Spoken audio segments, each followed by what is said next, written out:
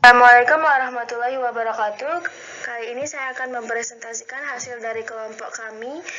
Sebelum memulai pemaparan materi, izinkan saya memperkenalkan nama kelompok saya. Yang pertama ada Zailani Hamzah, yang kedua ada Apriana Wilianti, yang ketiga ada saya sendiri Bayi Augie Wijayanti Utami, yang keempat ada Dewi Apriana Saputri, yang kelima ada Dias Airlangga, yang keenam ada Hamdani, dan yang terakhir ada Titin Intiani.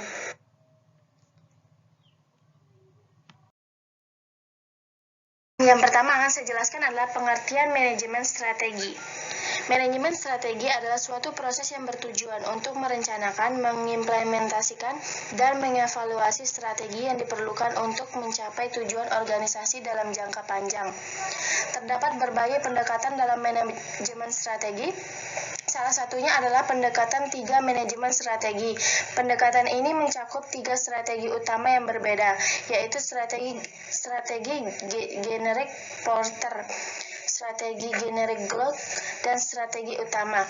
Ketiga strategi tersebut memberikan panduan bagi organisasi dalam mengembangkan strategi bisnis yang efektif dan dapat meningkatkan kinerja organisasi dalam jangka panjang.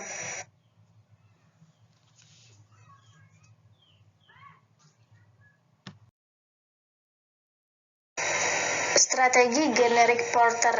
Strategi generic porter itu dikembangkan oleh Michael Porter. Pendekatan ini berfokus pada 3 strategi utama yang dapat digunakan oleh perusahaan untuk memenangkan persaingan di pasar.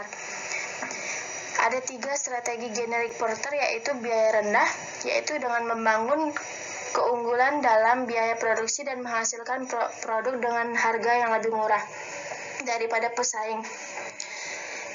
Yang kedua ada diferensiasi, yaitu membangun keunggulan dalam kualitas produk, merek, dan layanan untuk menciptakan nilai tambah bagi pelanggan. Yang terakhir ada fokus, yaitu membangun keunggulan dalam segmen pasar tertentu dengan memenuhi kebutuhan pelanggan yang sangat spesifik.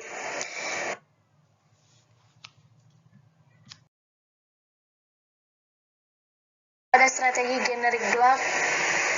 Strategi generic growth, pendekatan ini berfokus pada 4 strategi utama yang dapat digunakan untuk menghadapi situasi persaingan yang berbeda.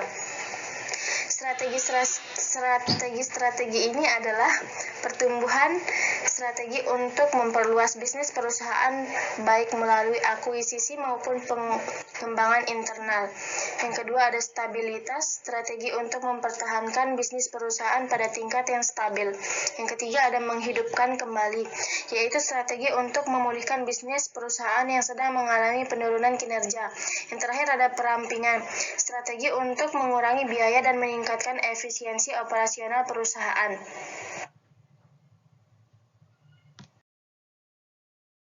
Utama yaitu strategi pendekatan ini berfokus pada 7 strategi utama yang dapat digunakan untuk perusahaan untuk memenangkan persaingan dan mencapai keunggulan pasar.